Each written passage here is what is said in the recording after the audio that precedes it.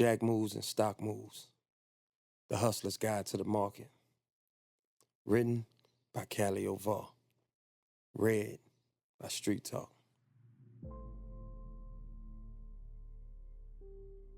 The streets teach patience, observation, discipline, same skills it takes to win in the markets. If you could wait on a lick, you could wait on a play. Chapter 1, Surveillance and Signals. The streets don't reward the reckless, they reward the patient. You don't hit a lick off impulse. You sit back, you observe, you watch it target long enough to know when it breathes, when it sleeps, and when it slips. We sat on Jack for a week.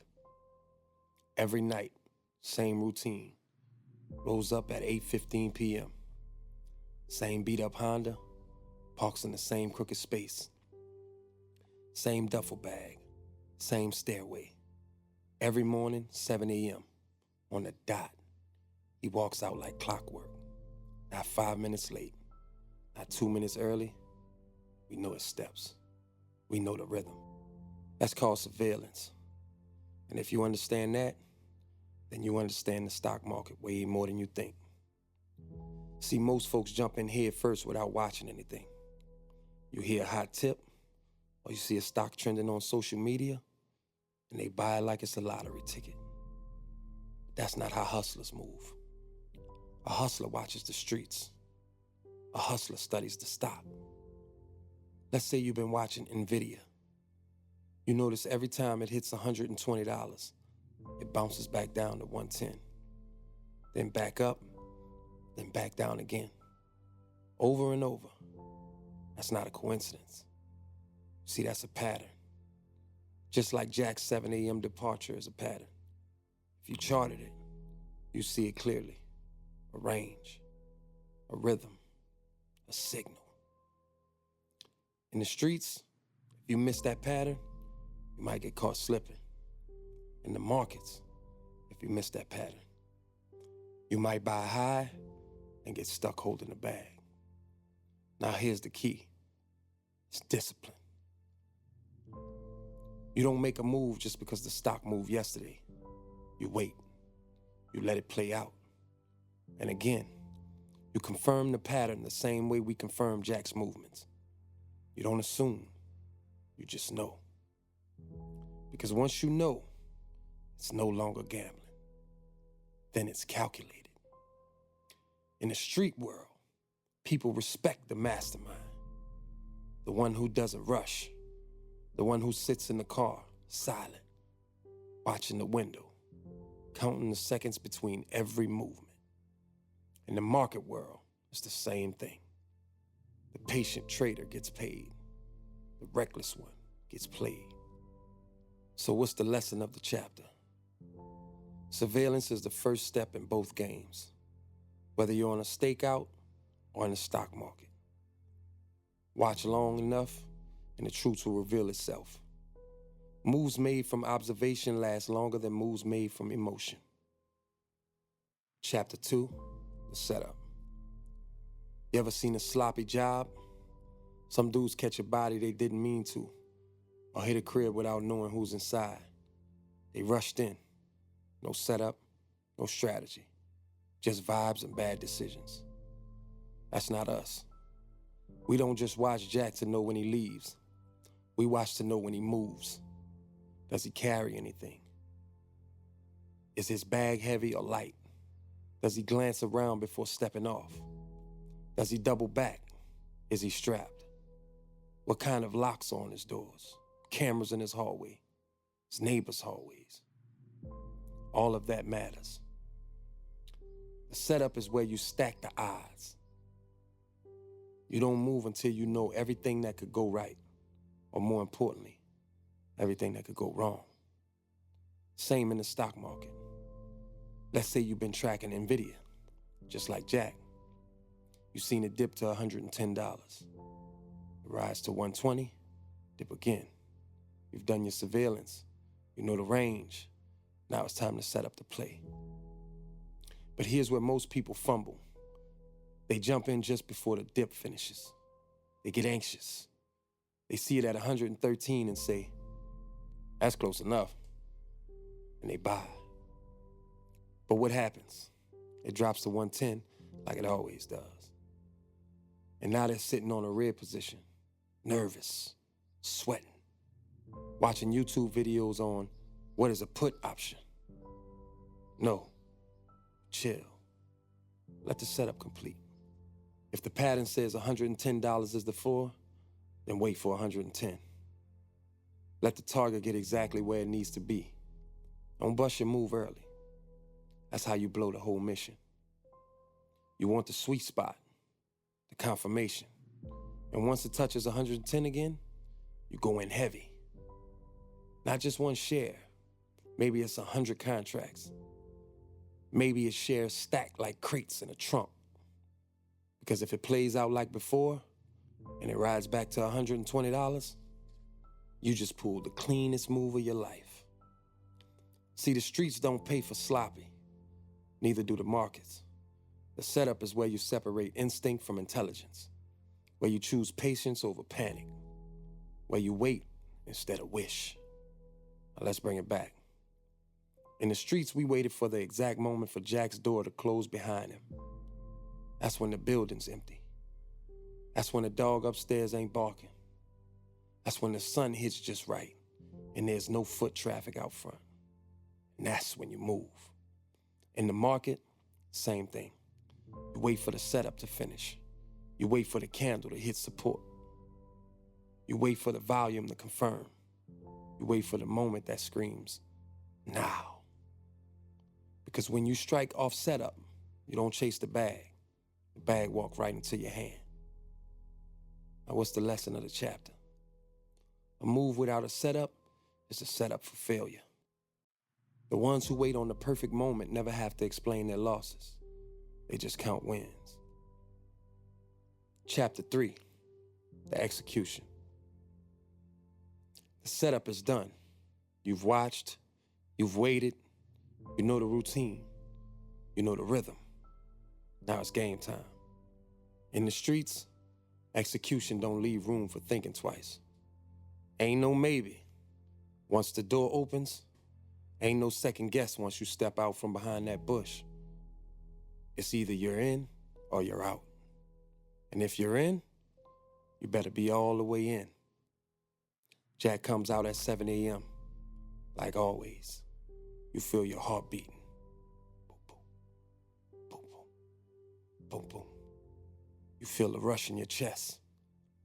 But your mind already made a decision. Move. Lay it down. You know what it is. You know what it is. That ain't panic. That ain't panic. That ain't nerves. That's precision. You rehearsed this. You played it out in your head 100 times. You already saw this moment. So now, when it's live, it's just muscle memory. Same with the market. You've been watching NVIDIA. You saw it hit $110 again. Just like before, everything lines up. Volume is rising. RSI is low. The MACD is about to cross. Whatever indicators you trust, they're all saying the same thing. This is it. Now it's time to click that button. But here's where most folks choke. They second guess. What if it drops lower? What if I'm wrong? What if it doesn't bounce this time? And while they're stuck in that loop of fear, the price already moves back up to 113 and they miss the entry again. Execution don't allow doubt. You did the homework. You confirmed the pattern. You saw it play out twice, maybe 3 times. Now you either trust your read or you stay broke overthinking it. Street hustlers know this. When the door opens, the time for talking is over. When the moment comes, it's on you to execute like you've been here before. Same with your trades. Whether you bringing shares, going in with contracts, or playing on option spreads. Once the setup is clean, pull the trigger. Don't tiptoe in. Don't nibble. Move heavy. Move sharp. Because the money ain't in the setup. The setup just gives you the green light. The bag comes when you step through the green light with full confidence. And this part right here, this is what separates the wannabes from the earners. It's easy to talk stock talk. It's easy to say you know it would hit 120 again, but only the ones who executed got the gains. Only the ones who hit buy at 110 got to sell at 120. The rest just watched. Don't just be a watcher, be a closer. What's the lesson of the chapter? Observation is planning. Execution is profit. You don't get paid to watch. Get paid to act. Decisively, quickly, and without hesitation. Chapter 4, the exit plan. Every real hustler knows it ain't just about getting in. It's about getting out. You can run the cleanest setup, move with flawless execution. But if you don't have an exit plan, you might still end up losing it all. Or worse, get caught.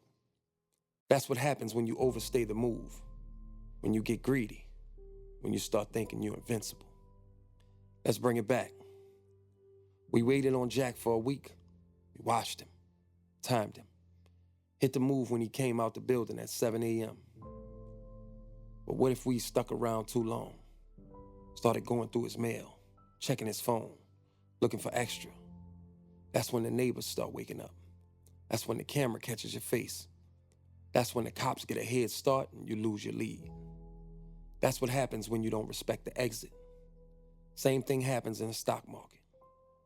You buy Nvidia at $110 like we planned, you execute clean, now it's rising. 112, 115, 118, and boom, 120. Now the money's sitting right in front of you. You're in profit. The play worked. All you gotta do is close it, lock in your bag. But what do most people do? They say, it might go to 125, maybe even 130. Man, let me ride this out a little longer. That's greed talking, not the plan, not the chart, not the setup. That's emotion. And emotion will rob you faster than any stick-up kid. Because the market don't owe you nothing. It can turn on you in a second. The same $120 can drop back to 114 before you even blink. And now you're scrambling, trying to figure out if you should sell or hold or average down. You just went from winning to wishing. But if you had an exit plan, you would have been gone at 120. You don't have to hit the top. You just got to hit your target. That's what pros do, whether it's in the streets or the stocks. They go in with a plan and they get out with the bag.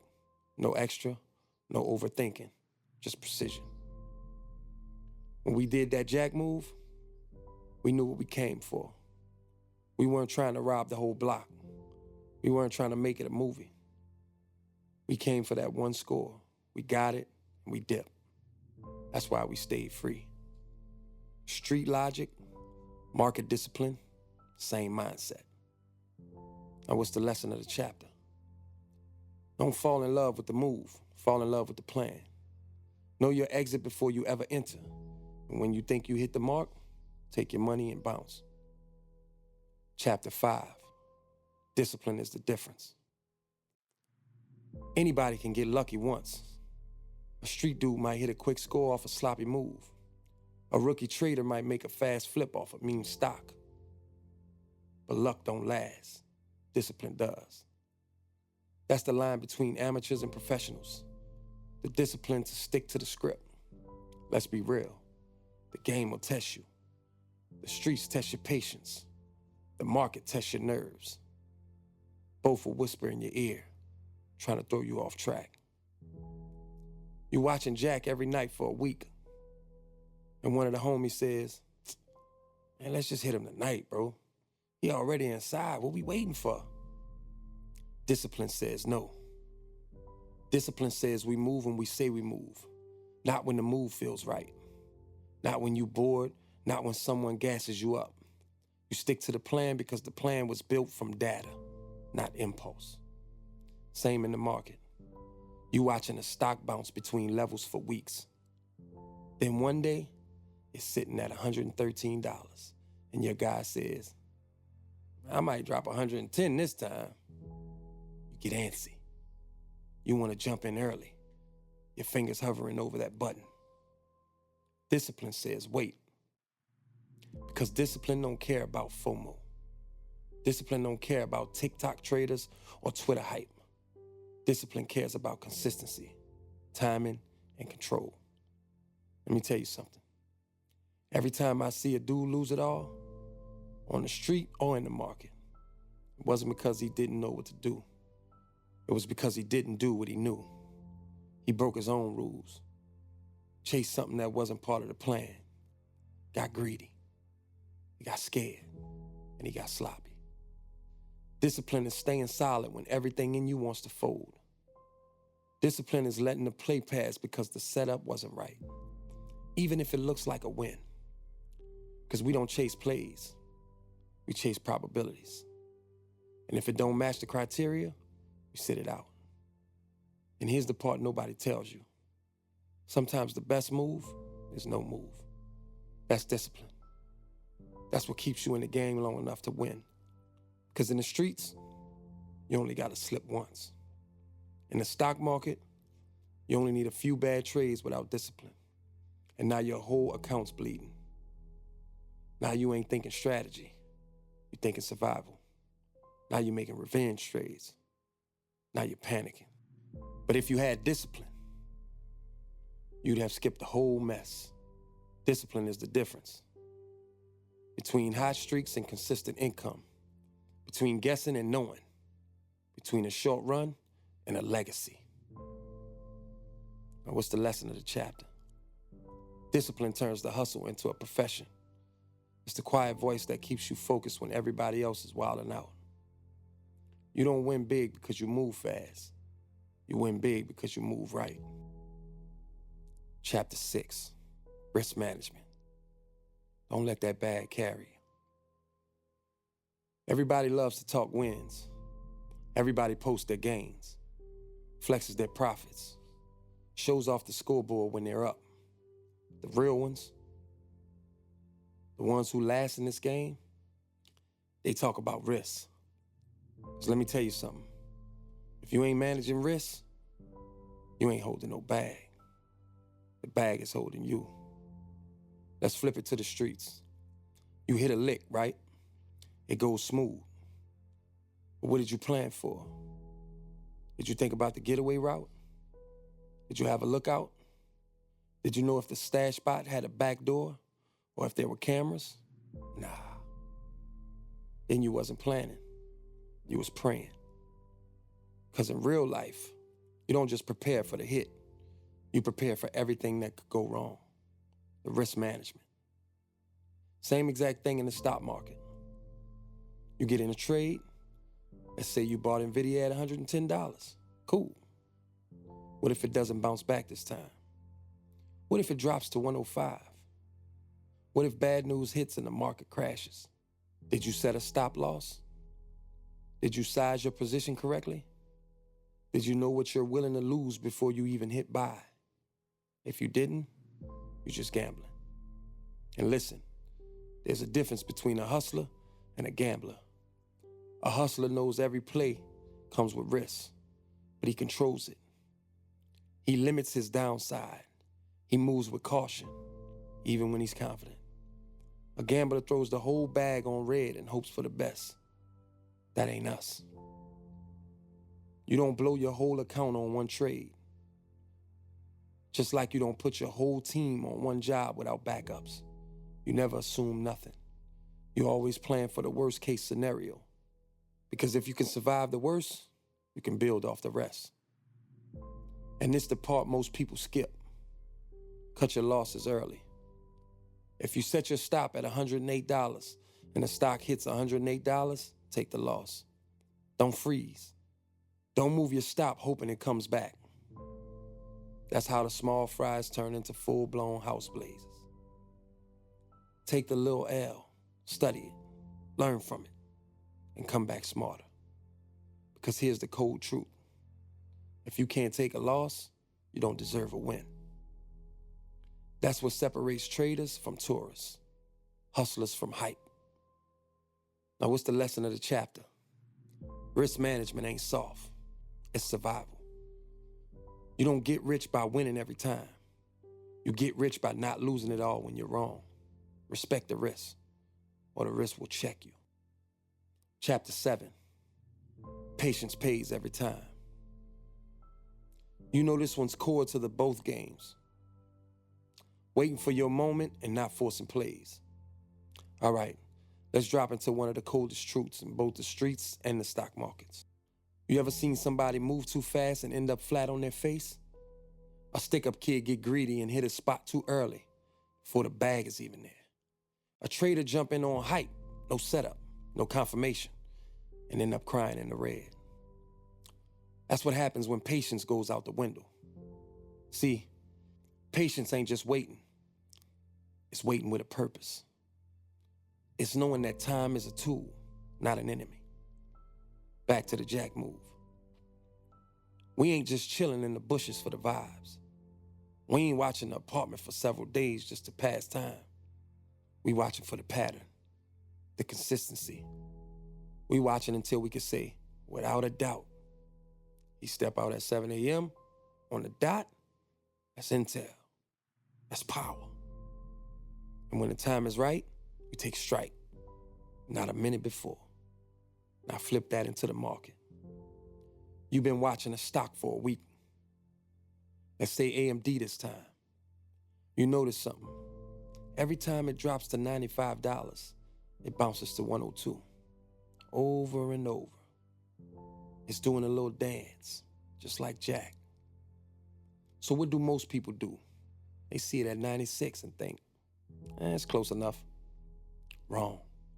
You wait. You wait until it's 95 again. You wait until volume confirms. You wait until the chart speaks to you. That's discipline mixed with patience. And that combo is deadly in the best way. Because patience don't just protect your money. It positions you for maximum gain. You ever watch a lion hunt? It don't just chase anything moving. It crouches low. It watches. It lets prey walk right into the trap. Then, and only then, does it pounce. That's how you move with patience. It don't mean you're slow. It don't mean you're scared. It means you're calculated. It means you're dangerous. People who can't wait, they stay broke. They chasing hype. They chasing every candle. They treating the stock market like a casino. But the ones who sit back, watch, learn, and wait for the perfect entry, they eat. Just like the lion. So what did we learn in this chapter? The fastest way to lose is to rush. The richest traders, just like the coldest hustlers, are the ones who move last, but move with precision. Patience isn't weakness. Patience is the power play. Chapter 8, the fake out. Don't fall for the setup. Not every setup is real. Not every play is clean. Sometimes what you think is a green light is a trap. Let's take it to the block first. You ever hear about a crew thinking they got the drop on the spot? Looks sweet from the outside. No cameras, no dogs, nobody home. Everything lining up, right? They bust in, boom! Turns out it was a setup. Somebody left that door open on purpose. Now the hitters become the hit. Now they scrambling. Now it's heat coming from all angles. They walked into a fake out. The same exact thing happens in the market. Let's say you're watching Tesla. It breaks above resistance at $220, finally. You've been waiting for it. Volume spike. Candles pushing up. Looks like a breakout. You hit buy. Contracts loaded. Bag ready. Then what happens? It drops hard. Right back at under $220. Now you're caught in the wrong direction. Bleeding. watching your gains evaporate like mist. That's a fake out. And here's the thing. Fake outs are designed to bait you. The streets does it. The market does it. The same psychology behind it, get you excited. Make it look like the moment is here. Then flip it. So how do you survive it? Confirmation. You don't chase the first move. You wait for the retest. You wait for the breakout to hold. Not just flash. You wait to see if that $220 level becomes support. Not just a quick peek before the drop. Same thing in the streets. You don't trust a spot just because it looks sweet. You verify. You ask around. You make sure the door is really open, not bait. You peep the neighborhood. You watch how long it's been quiet. You look for movement behind the curtains. That's what real hustlers do. That's what smart traders do. They trust the data, not the dopamine. They trust the read, not the rush. They respect the game enough to pause before pouncing. Fake outs are part of the game, but they only catch the ones who move off hype, not knowledge. What did we learn in this chapter? The game will test you with illusions. Not every breakout is real. Not every green candle is a signal. Learn to pause, confirm, and strike only when the move is backed by truth. That's how you avoid traps on the streets and on the screen. Chapter 9, scaling up without slipping up. You made it past the rookie phase. You're no longer just watching plays, you're making them. You scored, you learned, you survived. Now the question is, can you scale without slipping? Because the next level ain't about doing more, it's about doing better. In the streets, the first jack move might be small. Couple grand, quick getaway, clean exit. But now, you're trying to hit bigger targets. More money, more risks, more eyes watching. Same in the market. You were flipping one contract, one share, testing the waters. Now you're thinking about 10 contracts, maybe 100. You're seeing the potential profit and your mouth is watering. Let me ask you this. Did you level up your discipline too? Or just your position size? Because bigger bags come with bigger emotions. Bigger losses if you ain't sharp. If you slip now, it's not a paper cut. It's a wound. So here's how you scale without slipping. You size up slow, not fast. You stick to the same rules that built your wins in the first place. You protect your downside more than ever, because now you got more to lose. Back to the block. You might move from robbing individuals to targeting stash houses. You better have your plan, all right? You better have your exit clean. You better have your crew locked in, because one mistake at this level could cost you freedom, or maybe even worse. Same with stocks. An oversized trade without a stop loss can wipe out months of progress. One ego trip can undo a year of growth. Scaling ain't about showing off. It's about stepping stronger, sharper, and more calculated than ever. What did we learn in this chapter? You don't level up by doing more. You level up by doing better. Mystery means moving bigger without moving reckless. Stay sharp, stay solid, and protect the throne you built. Final chapter, legacy moves. Hustle smarter, play forever. You made it through the book. From the first stakeout to the last dollar. From the corner to the charts. From fast money to forever money. This whole time, we've been comparing the hustle in the streets to the hustle in the market. The truth is, they ain't even that different. Both games require patience, discipline, observation, timing, risk management, and strategy. The difference is what you're risking and what you're building. In the street, every move is temporary. A score today, maybe paranoia tomorrow. But in the market, you play it right, you're building wealth, you're building freedom, you're building a legacy. The goal was never just to flip, it was to evolve, to take the same street IQ, the same hunger, the same survival instinct, and turn it into something that lasts.